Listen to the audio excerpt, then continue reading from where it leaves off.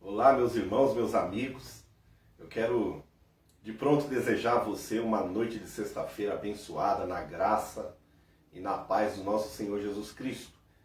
Estamos juntos aqui mais uma sexta-feira para um tempo de estudo, um tempo de busca da vontade do Senhor, da verdade das Escrituras para a nossa vida, né?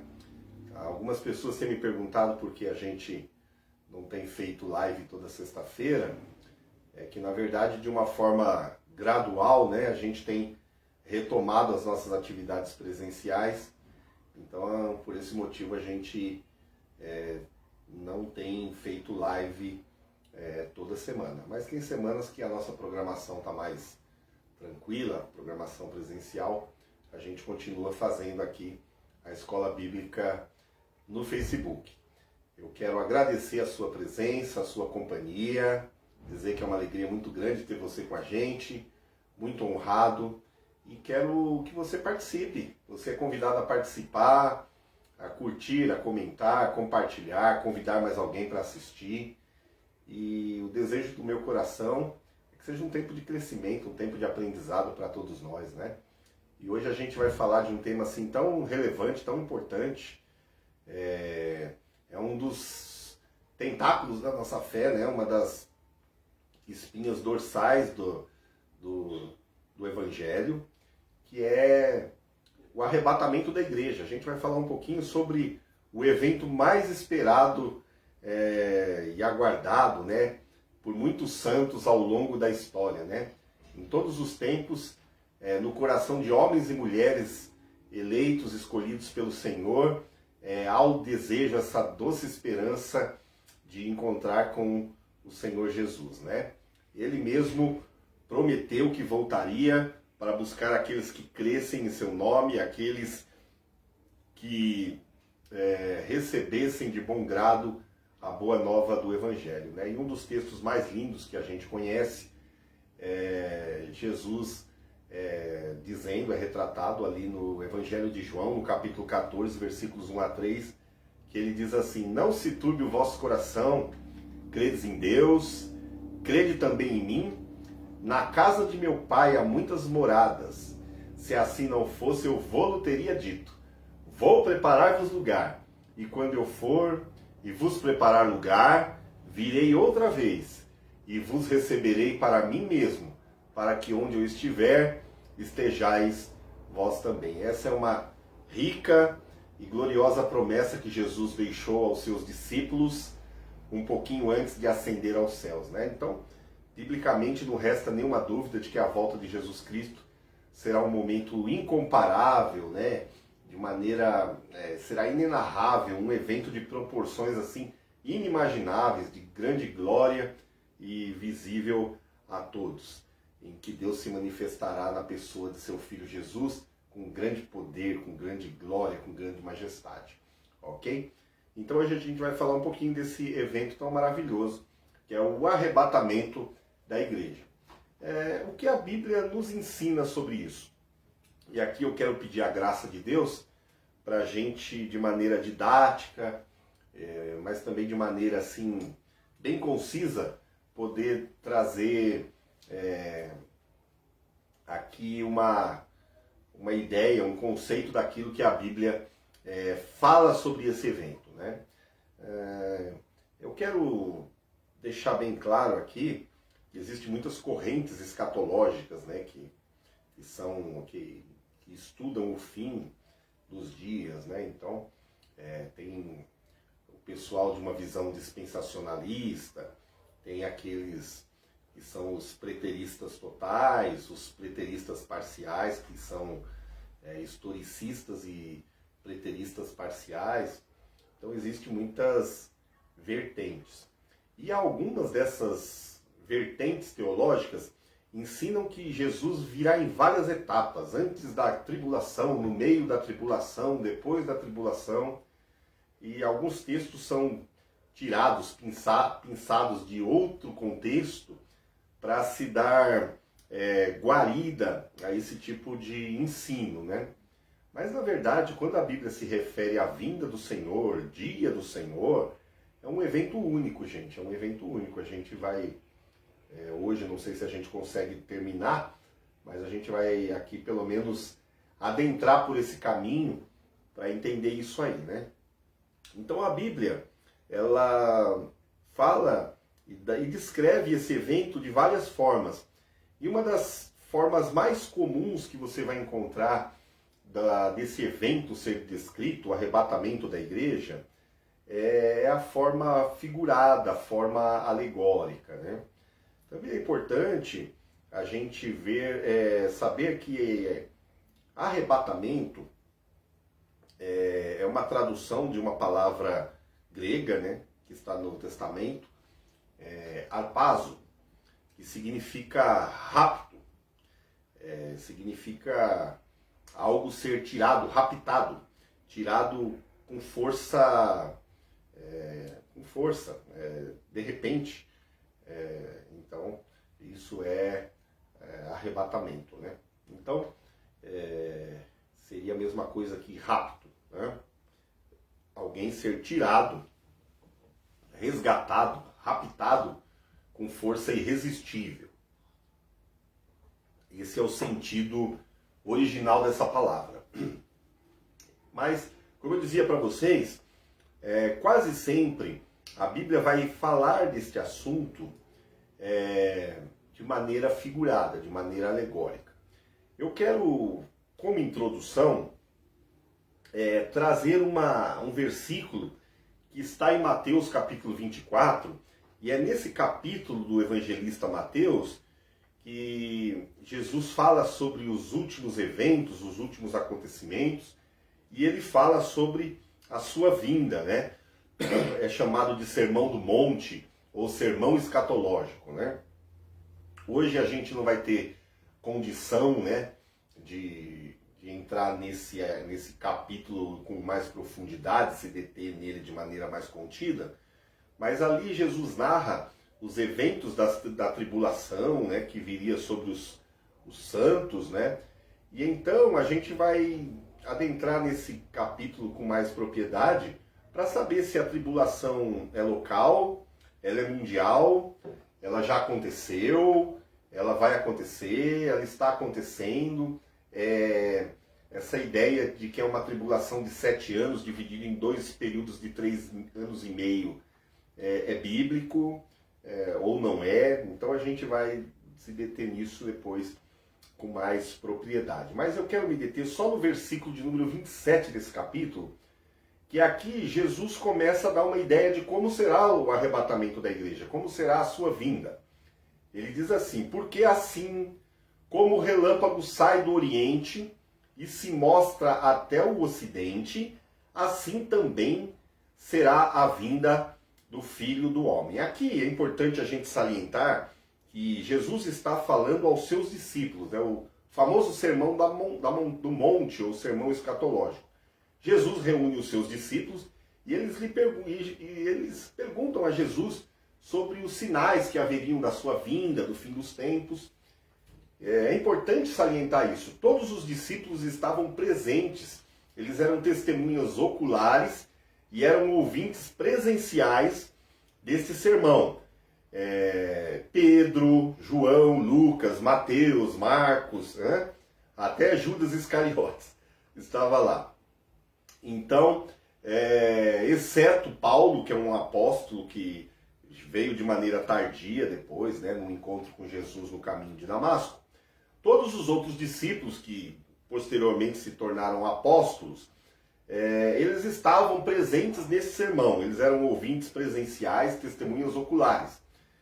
E é importante eu colocar isso, porque quando Jesus vai começar a descrever de maneira figurada e alegórica como seria a sua vinda, esses personagens, essas testemunhas, mais adiante, vão escrever em suas cartas, em seus evangelhos, também descrevendo essa vinda. Então é importante a gente perceber que tem que haver uma sintonia, uma convergência no entendimento deste sermão do capítulo 24, proferido por Jesus no Monte das Oliveiras, né?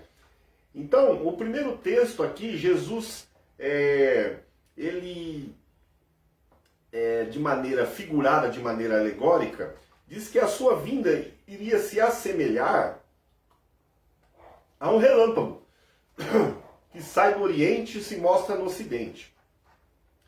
O importante aqui e o perigoso é que se você não interpretar corretamente essa figura, você cria uma doutrina própria sobre como será o arrebatamento, né? Então muita gente, de maneira equivocada, acredita que quando Jesus fala que seria como um relâmpago que sai de uma parte à outra, que a sua vinda seria tão rápido, na velocidade de um relâmpago. Então, logo, se você entender que isso será numa rapidez absurda, como um relâmpago, a sua vinda vai ser invisível, imperceptível e secreta. Muita gente não vai ver, não vai perceber. É um evento muito rápido, é como uma bola de sabão que, de repente, deixa de ser, deixa de existir, né? Então a pessoa está ali, de repente, do nada, toque, já foi. E na verdade, o que Jesus queria transmitir através desse exemplo não era exatamente essa interpretação, né? A gente vai ver e a gente vai convergir os textos para a gente entender que não é isso que Jesus está ensinando, que a sua vida seria imperceptível, invisível ou secreta, de maneira escondida. Alguém só vai perceber isso muito tempo depois. Não é isso não. Ó. Quando Jesus estava ensinando sobre isso e fazendo essa comparação com o relâmpago, ele não estava querendo dizer que esse momento ninguém ia perceber, não. Pelo contrário, ele usou o exemplo do relâmpago para trabalhar duas verdades, né? Pelo menos duas verdades aqui que eu anotei. Primeiro é que ela será repentina. O relâmpago ele é repentino, ele é inesperado, né? E a segunda verdade é que a sua vinda será visível, né? Diferente do que muita gente ensina, não será secreta, não será invisível, será visível. O relâmpago, ele é rápido, mas não é disso que Jesus está falando, que a gente vai comparar outros textos. Ele não só é rápido, ele é visível, e muito visível. Ele chama a atenção. Ele vai ser repentino, porque você não sabe onde um relâmpago, que hora, que momento, que segundo que um relâmpago vai aparecer, onde vai cair exatamente. Então ele é inesperado. Né? Você sabe que quando vai se formar uma grande chuva, um grande temporal, vai haver relâmpago, mas você não sabe exatamente o momento. Então, Jesus está querendo trazer uma verdade que é que a sua vinda será repentina, será quando as pessoas não esperam, mas será visível, tá? Então, a volta de Jesus será repentina, inesperada, como um relâmpago, que todos sabemos que vai ocorrer, mas ninguém consegue prever, né? O local e a hora e o momento certinho. Então, às vezes, quando a gente está no meio de uma tempestade, a gente é surpreendido com um raio, né, que cai num lugar próximo e a gente fica surpreso, assustado, porque aquilo foi repentino, foi inesperado, mas não secreto, mas não invisível, né? Então, falar que é como um relâmpago, a vinda de Jesus, ser comparada como um relâmpago que sai de um extremo a outro, não significa dizer que o evento será secreto, será invisível.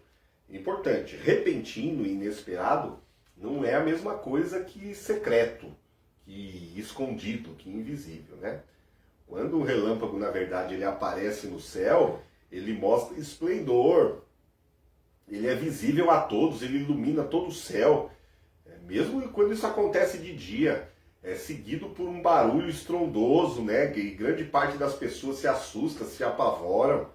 É nesse aspecto, nesse sentido que Jesus usa essa expressão comparativa à sua vinda. Então, a sua vinda será esplendorosa, visível, estrondosa, audível, trará pânico realmente, será pavorosa para os ímpios, a Bíblia diz disso, né?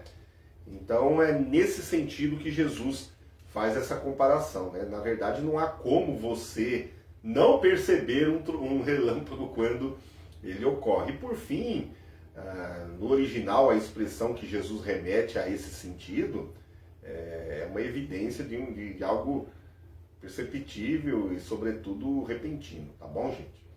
Uma outra expressão usada na Bíblia, e agora pelo apóstolo Pedro, um daqueles que era testemunho ocular do Sermão do Monte, ele diz assim: o dia do Senhor, porém, virá como ladrão. Os céus desaparecerão com um grande estrondo, os elementos serão desfeitos pelo calor, e a terra e tudo que nela há será desnudada. Essa é uma outra expressão aqui, né? A volta de Jesus será como um ladrão. Primeiro, é comparada como um relâmpago que sai de uma extremidade à outra do céu. Segundo, é comparada como a chegada de um ladrão, né? E novamente, também essa expressão Jesus usa no Mateus 24, que eu li só um versículo, né? Ele utilizou esse exemplo para, na verdade, demonstrar a natureza inesperada da sua vinda, né? E nada tem a ver com secreto, com escondido. O ladrão, ele vem quando você não espera, ele te toma de assalto, né? Num momento que você não espera. Então, o que o apóstolo Pedro aqui reafirma, ele que era uma testemunha ocular e um ouvinte presencial ali do Sermão do Monte, ele utiliza a mesma figura para dizer que o dia do Senhor, ou a vinda do Senhor, quero repetir, é o mesmo evento.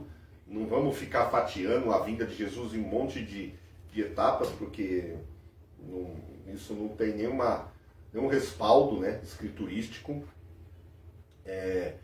Ele também compara como o aparecimento ou a chegada inesperada, repentina de um ladrão no momento que ninguém está ali esperando, né?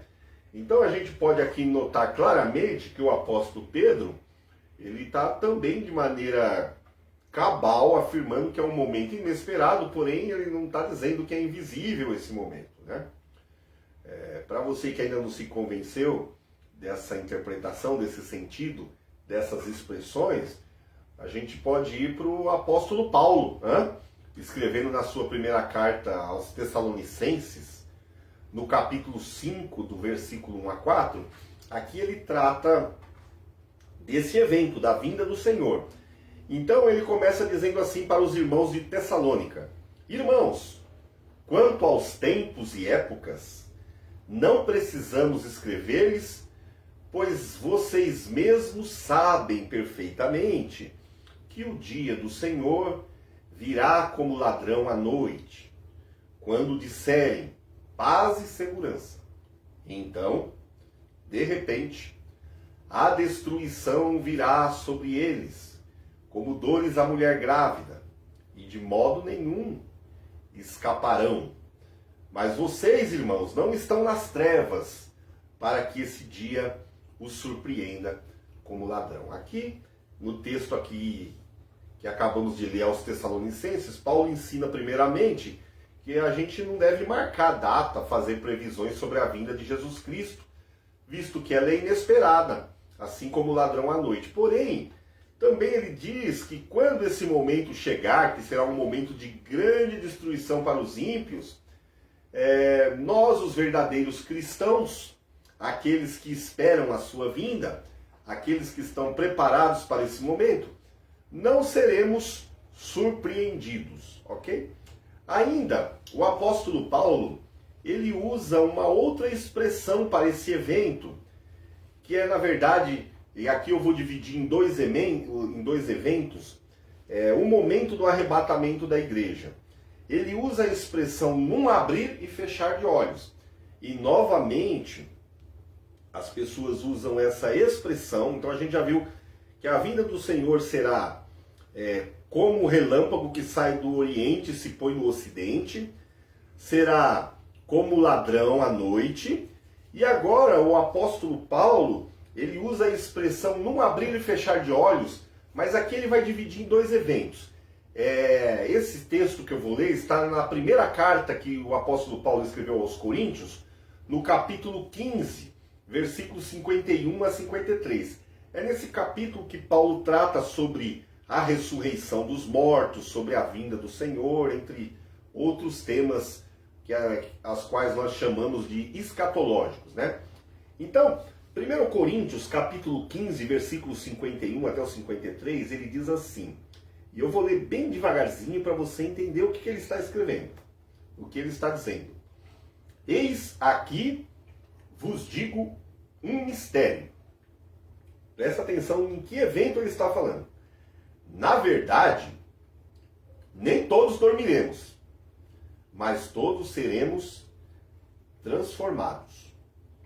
Num momento, num abrir e fechar de olhos, ante a última trombeta, porque a trombeta soará, perceba o verbo, soará, e os mortos ressuscitarão incorruptíveis, e nós seremos transformados, porque convém que isto que é corruptível se revista de incorruptibilidade, e que isto que é mortal se revista de imortalidade. Ele está aqui, na verdade, usando a expressão num abrir e fechar de olhos, não para o arrebatamento em si, mas para um evento que é colado ali, é questão de momentos antes do arrebatamento, que é os corpos corruptíveis serem transformados em incorruptíveis. É os que desceram na tumba na viva esperança da vinda de Jesus serem ressuscitados com corpos ressurretos, corpos glorificados.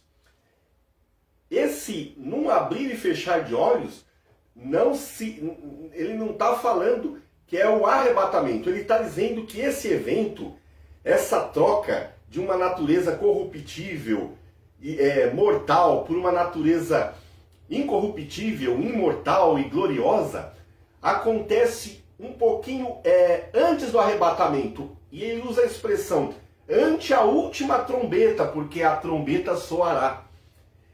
E então ele continua dizendo depois que então os que morreram em Cristo ressuscitados vão receber o corpo instantaneamente, num abrir e fechar de olhos, e os que estiverem vivos da mesma forma, os seus corpos mortais serão e corruptíveis serão transformados em corpos gloriosos.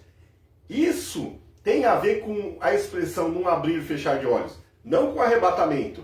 É um evento anterior, embora muito junto, muito próximo, é ante a última trombeta. Então depois ele fala, então todos juntos, né? A gente vai ler mais adiante, ao toque da trombeta, né?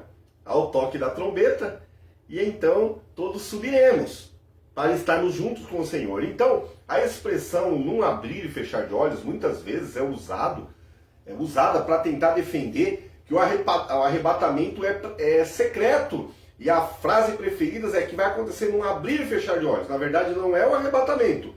É a transformação dos santos com sua natureza mortal e corruptível em corpos gloriosos. Isso será num abrir e fechar de olhos. Não o arrebatamento em si. Já vou repetir para vocês o que eu disse agora há pouco. O arrebatamento será visível. Ok? Será visível. E será audível. Ok? A gente vai ver ainda, continuar vendo.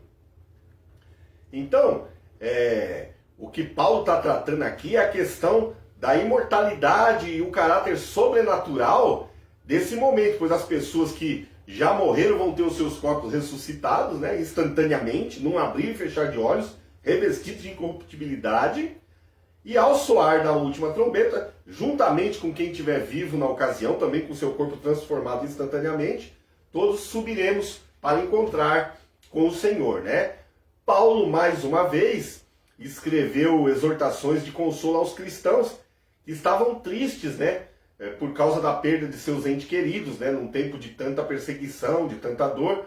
Então ele usa essa expressão e esse texto para esclarecer aqueles que estavam enlutados em relação aos seus entes queridos, aos irmãos que já dormiam no Senhor E ele queria simplesmente explicar que aqueles que já dormiram no Senhor não estariam em nenhuma desvantagem em relação aos que estiverem vivos por ocasião do arrebatamento da igreja, que não vai ter preferência na subida. Os mortos vão ressuscitar, corpos transformados, assim como os que estiverem vivos. Tudo isso num abrir e fechar de olhos. E então, nós encontraremos com o Senhor. Percebeu? Dois eventos. Esse evento acontece um pouquinho antes a última trombeta. É o que diz aqui. Então, a expressão num abrir e fechar de olhos tem a ver com esse evento que antecede o arrebatamento. Tá bom, gente? E ele é rápido mesmo. Uma outra expressão também muito usada por vários escritores bíblicos, e aqui eu vou citar Paulo novamente. Eu gosto de citar Paulo porque Paulo, nas suas cartas, ele traz um caráter doutrinário. E ele simplesmente não cita, né, de maneira aleatória, como numa pregação ou num sermão, que não se tem tanta preocupação didática em explicar certas coisas, né? E o apóstolo Paulo ele faz isso de maneira brilhante. Ainda, né, na primeira carta aos Tessalonicenses, do capítulo 4, e agora dos versículos 15 a 18, você vai ver a expressão encontrar com o Senhor nos ares, né? Diz assim: dizemos a vocês pela palavra do Senhor que nós, os que estivermos vivos, os que ficarmos até a vinda do Senhor, certamente não precederemos os que dormem. Ele está se referindo ao evento anterior, ok? Pois dada a ordem com a voz do arcanjo ressoar da trombeta de Deus, o próprio Senhor descerá do céu, e os mortos em Cristo ressuscitarão primeiro. Depois disso, os que estivermos vivos seremos arrebatados, juntamente com eles, com os mortos que ressuscitaram, também com corpos glorificados, que receberam essa transformação num abrir e fechar de olhos. Seremos juntamente arrebatados com eles nas nuvens, para o encontro com o Senhor nos ares. E assim estaremos com o Senhor para sempre. E novamente aqui o caráter da consolação. Consolem-se uns aos outros com estas palavras. É isso que o apóstolo Paulo escreveu aqui. Então é fácil a gente perceber que Paulo aqui em 1 Tessalonicenses, no capítulo 4, ele está falando do mesmo evento em que ele citou em 1 Coríntios 15, que nós lemos. E nesse texto aqui aos Tessalonicenses fica ainda mais claro que o objetivo principal aqui era confortar os cristãos acerca da morte. E por incrível que pareça, esse texto talvez mais utilizado para defender um arrebatamento secreto, invisível, usando-se a frase para o encontro com o Senhor nos ares, do que porque, na verdade, o que acontece, o pessoal que defende essa teoria ensina coisas como Cristo ficará nas nuvens, não tocará na terra, coisas assim que não tem, né? Sobre essa expressão aí, encontrar com o Senhor dos ares, é importante a gente perceber que é uma informação que a gente vai encontrar ela muitas vezes amplamente divulgada em outras passagens bíblicas, como em Daniel, em Marcos, em Apocalipse. Então a gente, em nenhuma dessas passagens, ensina qualquer coisa relacionada a um arrebatamento secreto, invisível, imperceptível, né? Se a gente pegar a referência de Marcos 13, no capítulo 26, por exemplo, o próprio Jesus ali afirma que então verão vir o Filho do Homem nas nuvens, será visível, né? O apóstolo João também estava presente no sermão do Monte das Oliveiras e ele entendeu perfeitamente as palavras de Jesus. E agora, lá em Apocalipse capítulo 1 e 7, ele fala disso também. Ele fala assim: eis que vem com as nuvens, e todo olho o verá, até todos quantos o transpassaram. Então, é visível. O glorioso aparecimento de Jesus para encontrar com a sua noiva, com a sua igreja, não será um evento secreto, invisível, escondido, não.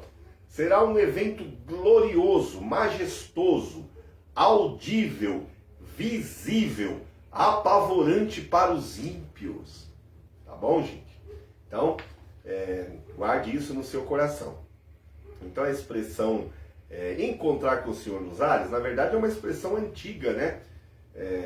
Se você for recorrer ao termo original no grego, é uma palavra difícil de falar, mas significa dar boas-vindas cívica a uma visita importante, a uma pessoa ilustre que entra numa cidade, a um soberano que entra numa cidade. Então, quando uma autoridade visitava uma cidade, os principais cidadãos saíam ao encontro, né, para acompanhar essa última etapa do caminho, da chegada, e é a mesma expressão usada na parábola das 10 virgens, né, quando as virgens saem ao encontro do noivo, né?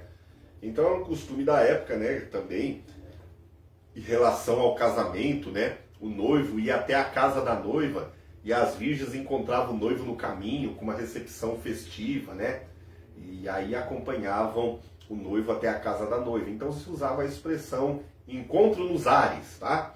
Então, essa expressão, ela pode significar realmente de maneira literal, que a igreja vai se encontrar com Jesus nos ares, mas também pode significar que Jesus pode, de maneira corporal, tomar aqui a sua igreja, mas vai ser de forma audível, visível, gloriosa, né, e inesperada, como a gente já viu, tá?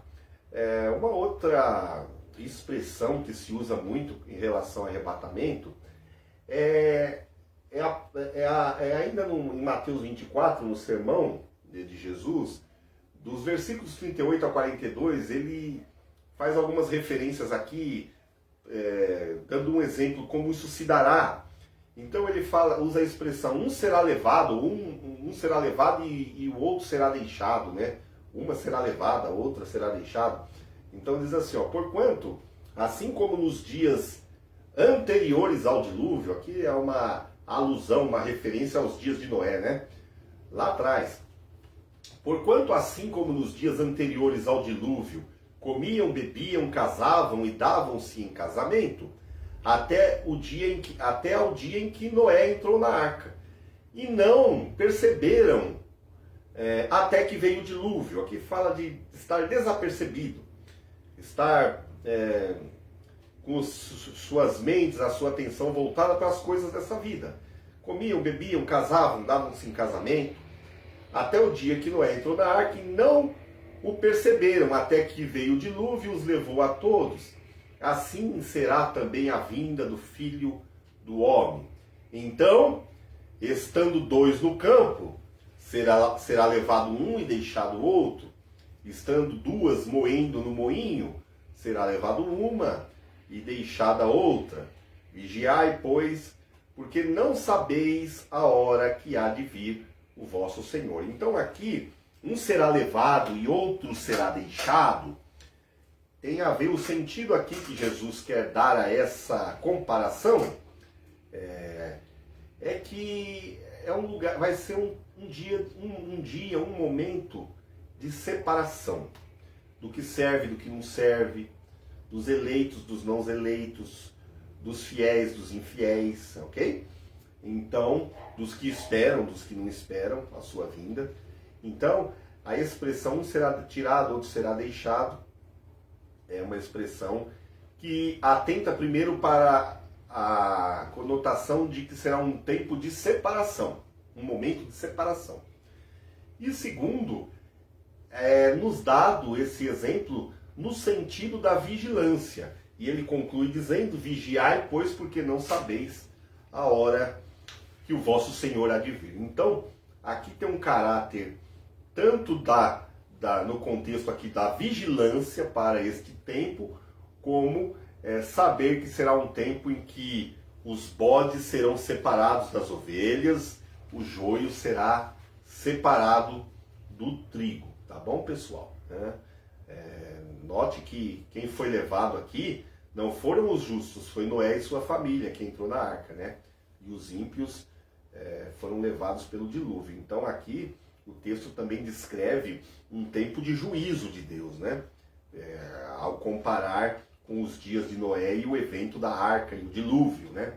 Então o arrebatamento se assemelharia a um dilúvio, quando Deus, depois de um tempo de misericórdia, de propagação da sua palavra, da sua vontade, aqueles que creram vão ser escondidos na arca, e aí é o símbolo da igreja, não é?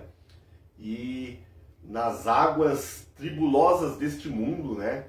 Os incrédulos, os inimigos de Deus serão destruídos, serão julgados, e o juízo de Deus se abaterá sobre eles. Depois de um tempo de misericórdia, justiça para os que creram, juízo para os incrédulos.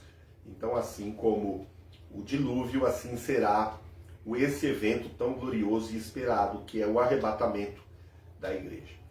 E aqui, depois eu afirmar para vocês várias vezes, e mostrar aqui que o evento não será secreto, o arrebatamento não será uma bolha de sabão que estoura, o fechar de olhos será a transformação dos corpos, que a sua vinda será audível, som de trombeta, estrondo no céu, né? Será perceptível, visível, apavorante, gloriosa, majestosa. Depois de afirmar tudo isso, eu quero te levar a tua atenção para algo muito peculiar, e isso é muito importante. Jesus tinha terminado sua missão, seu ministério, tinha chegado o seu tempo de ascender ao Pai novamente, de voltar ao céu.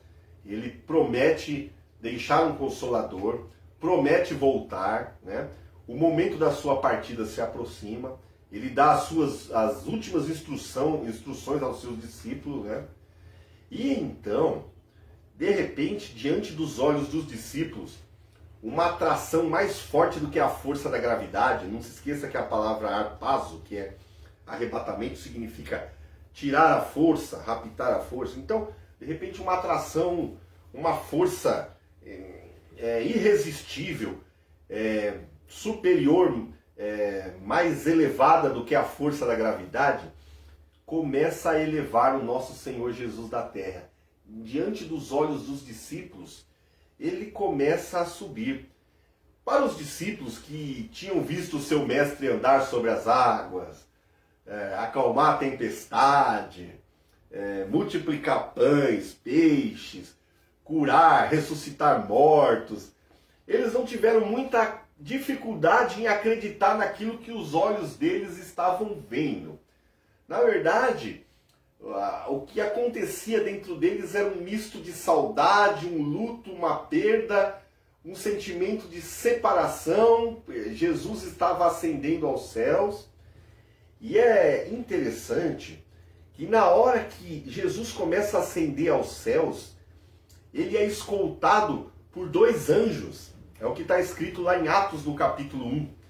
Então agora você vê uma comitiva. Ele está amparado ao subir por 2 anjos, né? São detalhes que às vezes a gente não observa. E ali os discípulos extasiados, olhando Jesus ascendendo aos céus, né?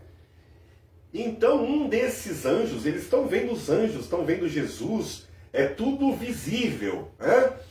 Não é ele desapareceu, não. Jesus está subindo, está sendo elevado ao céu aos olhos de todos. E então, um dos anjos está registrado em Atos 1 e 11, olha que coisa mais linda. Diz assim: varões galileus, por que estáis olhando para as alturas?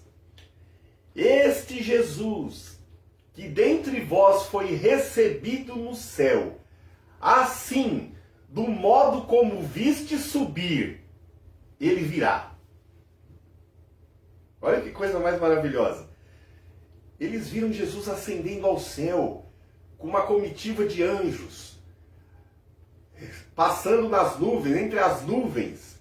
E então os anjos dizem, do mesmo modo, pensa agora no sentido inverso, do mesmo modo que vocês viram ele subir, ele virá.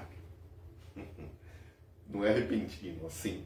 É repentino no sentido de inesperado, não no sentido de rapidez, no sentido de imperceptível, invisível, que pouca gente vai ver ou ninguém vai ver. Percebe? É um evento que será visível, muito visível, né? Então, é importante isso. Os apóstolos, os cristãos primitivos, eles consideravam a vinda de Jesus, eles chamavam esse evento de bendita esperança. E tão maravilhoso que é. E deveria ser assim a nossa consideração e a nossa expectativa em relação a ele, né? Tito, escrevendo no capítulo 2, versículo 13, ele diz assim, aguardando a bendita esperança e a manifestação da glória do nosso grande Deus e Salvador, Cristo Jesus, né? Na verdade, esse evento glorioso, o arrebatamento da igreja, é um evento esperado por todos os santos de todas as eras, de todas as épocas, desde o princípio, desde lá do Velho Testamento, lá, Enoque, que foi o sétimo na linhagem de Adão, ele profetizou sobre a volta de Jesus. Pensa lá atrás, ainda lá no comecinho. Isso está retratado em Judas 14, né? Que Enoque diz assim, eis que é vindo o Senhor entre suas santas miríades, entre os seus anjos, para exercer juízo contra todos. Mais à frente também você vê o profeta Isaías fazendo menção sobre a segunda vinda de Cristo a essa terra, e de forma inspirada no capítulo 40, versículo 10, ele diz assim, eis que o Senhor Deus virá com poder, e o seu braço dominará, eis que seu galardão está com ele, e diante dele a sua recompensa. Então, crer e esperar a vinda de Jesus sempre foi a doce e bendita esperança de todos os santos, de muitos santos, em todos os tempos, em todas as épocas. E eu quero te afirmar que Jesus voltará para buscar aqueles que crerem assim como ele prometeu, né? E a gente vive num mundo de muita confusão, de muita tristeza, de muitas lutas, de muitas perseguições, de muitas batalhas. E Jesus, antes de ascender ao céu, ele nos deixou uma promessa animadora. Ele diz assim, não se turbe o vosso coração, não se perturbem. Né? Em outras palavras, ele quis dizer, não fiquem desesperados. Eu vou preparar um lugar melhor, um lugar lindo para vocês, né? Será tão lindo que não haverá lembrança das coisas passadas, né? Eu voltarei, eu virei para buscar vocês. Essa é uma promessa maravilhosa, né? E eu sei que o que a gente está falando aqui, muitas vezes as pessoas não dão muito crédito. Então, aqui, de maneira sucinta, para a gente não se alongar, eu quero fazer um resumo do que eu falei para vocês até agora. A vinda de Jesus será audível, ok? O apóstolo Paulo em Tessalonicenses cita o toque de trombetas, e o apóstolo Pedro fala do céu se enrolando com grande estrondo. É o mesmo evento da vinda do Senhor, não é um evento diferente não. Não vai ter primeiro, segundo, terceiro tempo, prorrogação, nada disso, tá bom, gente? É o mesmo evento. Audível, visível, como já muitas vezes aqui mostrei vários textos para vocês, glorioso, com anjos, miríades de anjos, com seus em poder, em glória, né? Será súbito e inesperado, porém visível, tá bom, gente? E aqui uma reflexão. Depois de tudo que Jesus passou, pensa comigo, depois de tudo que Jesus passou, por amor a nós, né? Foi vilipendiado, massacrado, zombado, esbofeteado, ridicularizado.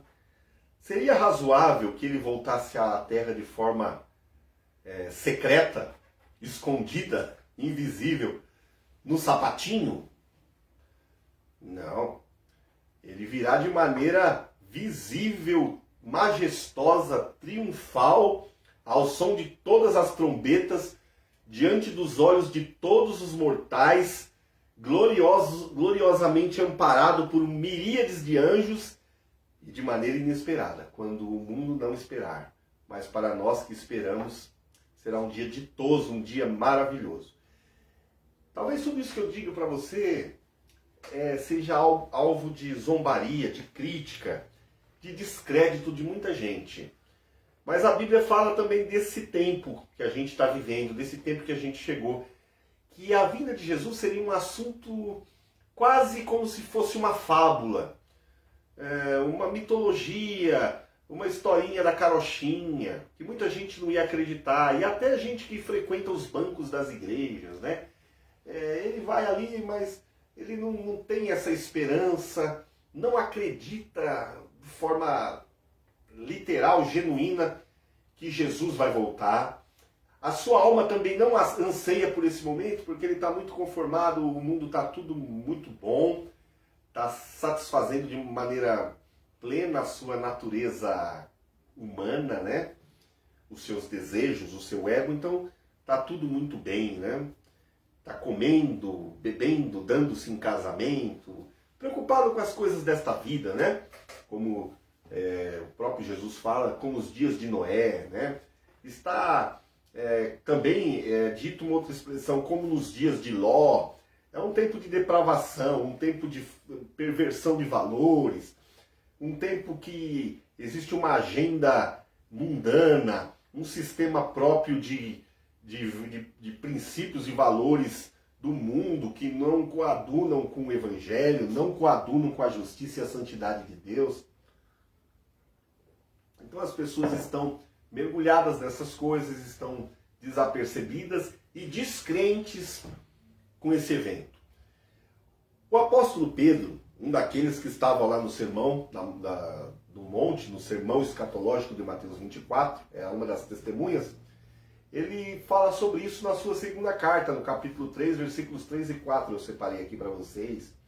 Ele diz assim: antes de tudo, saibam que nos últimos dias surgirão escarnecedores, zombando e seguindo suas próprias paixões.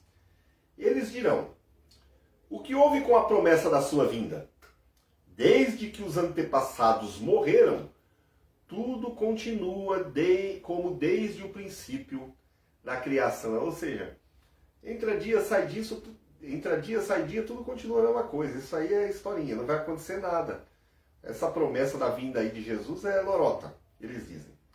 No versículo 10, Pedro diz assim: o dia do Senhor, porém, virá como ladrão, ou seja, de maneira inesperada. E aqui você vê que não tem nada de silencioso, imperceptível e invisível. Os céus desaparecerão com um grande estrondo. Os elementos serão desfeitos pelo calor. E a terra e tudo que nela há será desnudada. Percebe que eu estou no mesmo capítulo 3, que ele está falando da vinda de Jesus. Não está falando do segundo evento, depois de trono branco, como muita gente ensina, nada disso. O dia do Senhor, ou no meio da tribulação, ou no começo. Não, ele está falando de um único evento, que hoje a gente não vai tratar se é no meio, se é no começo, se é no fim, tá bom? Então ele fala: o dia do Senhor, porém, virá como ladrão.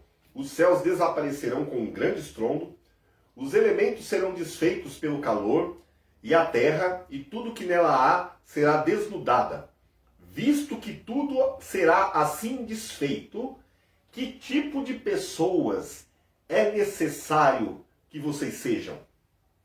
Vivam de maneira santa e piedosa, esperando o dia de Deus e apressando a sua vinda. Naquele dia, os céus serão desfeitos pelo fogo.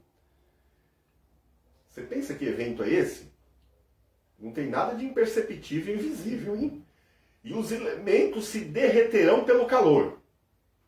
Todavia, de acordo com a sua promessa, esperamos novos céus e nova terra, onde habita a justiça. Portanto, amados, enquanto esperam estas coisas, empenhem-se para serem encontrados por Ele em paz, imaculados e inculpáveis. Isso está em 2 de Pedro, de 3, de 10 a 14. Amém, queridos? E eu quero terminar dizendo: Maranata, ora vem Senhor Jesus. Quero dizer Apocalipse 22 e 17, né? O Espírito e a noiva dizem: vem. Que Deus te abençoe. Na próxima oportunidade, se Deus permitir, nós vamos falar sobre a tribulação de Mateus 24. Né? Para nós foi uma alegria muito grande estarmos juntos nessa noite, estudando a palavra do Senhor, falando de um evento tão precioso, tão esperado e aguardado, tão ansiado por tantos santos em todos os tempos, né? Em que a criação, né, vai manifestar, os filhos de Deus serão manifestos. E isso tudo é maravilhoso, glorioso. O poder de Deus será patente, latente aos olhos de todos os ímpios. Será um tempo de juízo, um tempo de justiça do Senhor. Um tempo em que nós estaremos com o Senhor para sempre, nas moradas que Ele nos preparou e nos prometeu. Então, queridos, estejamos preparados para esse tempo. Um tempo maravilhoso de estar com você. Quero te agradecer por nos acompanhar, por participar. Quero te fazer um convite. Amanhã, a partir das 20 horas, nós estaremos ali na Praça 24 de Junho, número 173, na Avenida Faria Lima, 200 metros para baixo do supermercado Champ. A partir das 20 horas, reunidos em torno da mesa do Senhor. Um tempo de unidade, um tempo de comunhão, né? Um tempo de ser corpo mesmo. Tá? Então quero te convidar, você que anseia por esse dia, você que anuncia a morte do Senhor até que Ele venha, você é o nosso convidado para a gente estar junto lá, comendo e bebendo o sangue daquele que morreu para que nós tivéssemos vida. Obrigado pela tua companhia, obrigado pelo teu carinho, que Deus te abençoe, que você tenha uma noite abençoada, um sono reparador. Um beijo no teu coração. Deus te abençoe.